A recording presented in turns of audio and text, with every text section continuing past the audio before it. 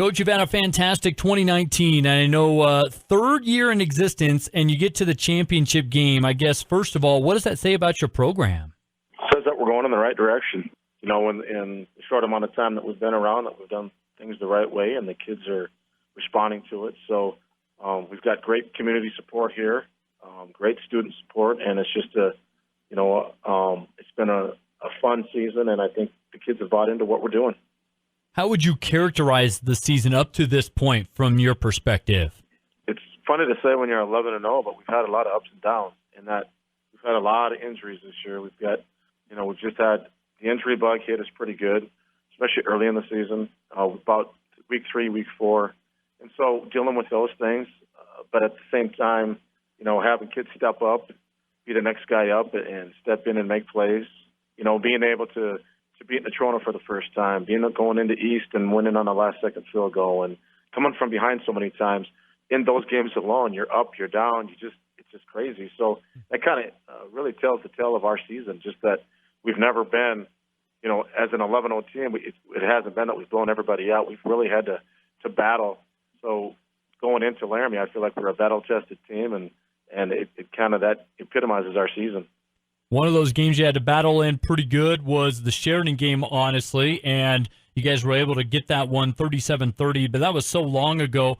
What are you looking at when you see the Sheridan Broncs coming into the championship game? Well, they've evolved, especially as an offense. Obviously, Garrett Kuhn is the guy that they like to get the ball to, but they've moved some guys around. They have, Isaac, I can't even say his last name, but they got Isaac in the backfield now too. And so that gives them a nice 1-2 punch there. Isaac's one of the faster kids in the state in 4A, so that gives you somebody else you have to look at. Boynt does a nice job. He's more of a game manager. They're probably not going to beat you throwing the ball, but he does enough within the passing game that it keeps your DBs back. It keeps you honest as a defense. And so I think just the fact that they've put up 124 points in 2 games in the playoff says a lot about their offense. And then defensively, again, they're just hard-nosed, they tackle well, they get to the football, they do a nice job in pass defense because they get after the quarterback pretty well, which takes some pressure off their defensive back. So it's a typical Sheridan team, just a bunch of hard-nosed kids going out and playing football. Without giving away your game plan, what are some things that you really feel are keys and that you're focusing on this week in preparation leading up to the game Saturday?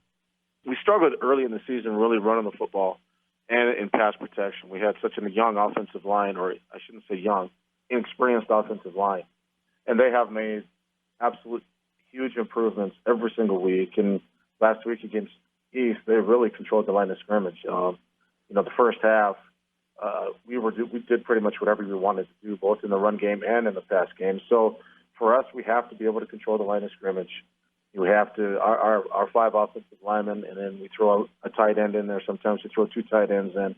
They have to be able to control Sheridan's front and give us either lanes in the run game or time in the pass game. So, offensively, if we can do that, if we can keep our quarterback upright and give our backs some time to run through or some alleys to run through, I think we'll be okay offensively. Defensively, it just comes down to knowing where Kuhn is all the time, and because they do split them up quite a bit, and they like to throw the ball to them as well. So just recognize the formation and just do your job. And we've done a really good job of that this year, of just staying home and doing our jobs. Lastly, real quick, I know special teams is actually an emphasis for both you and Sheridan. I guess where's kind of the tipping point in that regard?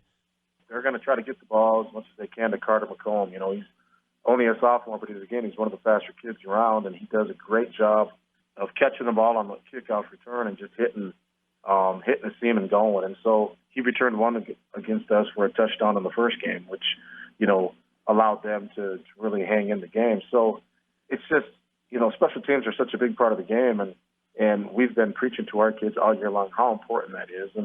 And we've had some letdowns, especially on our kick coverage team, so that's a concern for us. But, we have some dudes on there that can run and tackle, so they just have to step up and do their job. And then for us, special teams is all about field position.